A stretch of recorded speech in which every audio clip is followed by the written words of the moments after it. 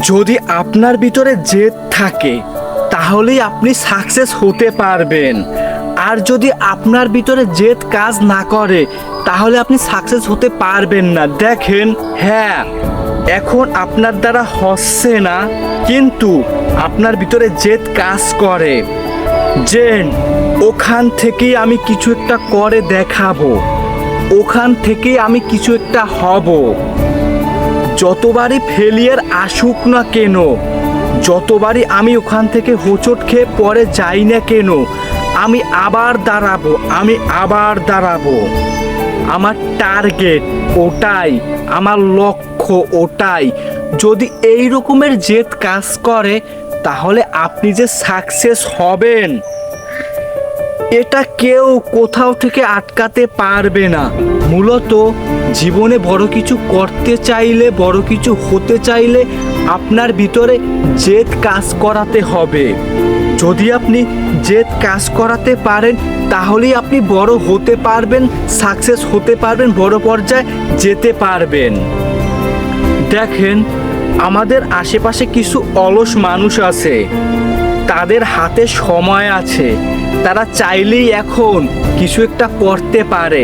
তারা চিন্তা করে যে এখন থাক, পরে করব, আমার হাতে তো সময় আছে। আপনি এক কাপ চা খেতে বসেছেন, চাটা গরম, আপনি সাইডে রেখে দিয়েছেন, পরে খাবেন, ঠান্ডা হোক।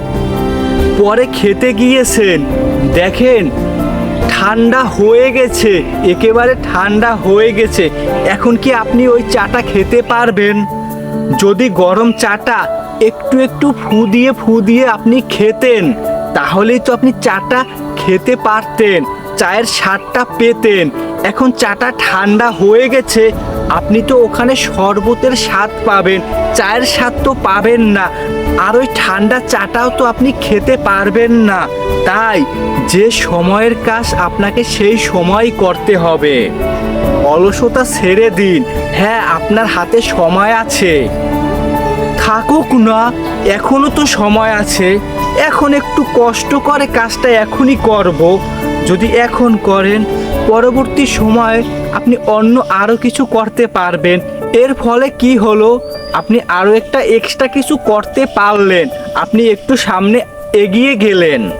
আর যদি আপনার ভিতরে অলসতা কাজ করে তাহলে আপনার দ্বারা কিছু হবে না। দেখেন, দিন থেকে রাত হয়, অল্প বয়সী জুয়ান ছেলে মেয়ে বুড়ো হয়ে যায়, হঠাৎ করে মানুষ মারা যায়। আর আপনি বলেন, আমি বলি আমার হাতে সময় আছে, পরে করব। এই পরে করব এই চিন্তাটাই মস্তিষ্ক থেকে রিমুভ করে দেন।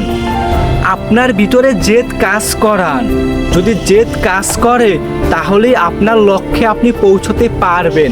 আর যদি জেদ কাজ না করে আপনার দ্বারা কিছু হবেই না, আপনি কিছু করতেই পারবেন না।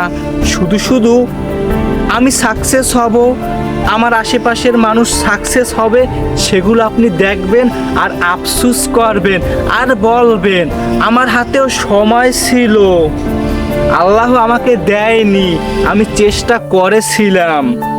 আপনি তো চেষ্টা করেননি। আপনি এক কাপ গরম চা আপনি ফুইয়ে খেতে চাননি, একটু রেখে দিয়েছেন, একটু ঠান্ডা হবে তারপরে খাবেন। তারপরে যখন খেতে গিয়েছেন দেখেন একেবারে ঠান্ডা হয়ে গেল, আপনি আর খেতে পারেননি। এই অভ্যাসটা আপনাকে ছাড়তে হবে। যদি আপনি ছাড়তে পারেন তাহলেই আপনি সাকসেস হবেন আপনার লাইফে। আর নাইলে আনসাকসেসই আপনার লাইফটাকে কাটাতে হবে। এখন কথাগুলো যদি বুঝতে পারেন, যদি মানতে পারেন, হ্যাঁ, আপনিও সাকসেস হবেন ইনশাআল্লাহ।